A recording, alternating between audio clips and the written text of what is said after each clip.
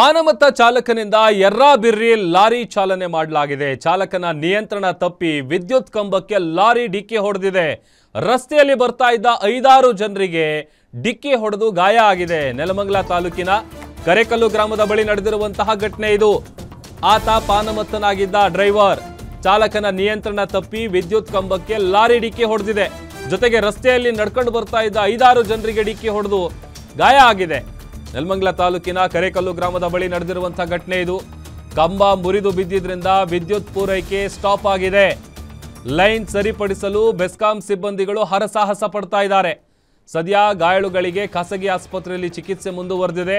ಅಪಘಾತದ ಬಳಿಕ ಚಾಲಕ ಮತ್ತು ಸಹಾಯಕ ಸ್ಥಳದಿಂದ ಕಾಲ್ ಕಿತ್ತಿದ್ದಾರೆ. ನೆಲಮಂಗಲ ಗ್ರಾಮಾಂತರ ಪೊಲೀಸ್ ಠಾಣೆಯಲ್ಲಿ ಇದೇ ವಿಚಾರಕ್ಕೆ ಸಂಬಂಧಪಟ್ಟಂತೆ ಕೇಸ್ ದಾಖಲಾಗಿದೆ.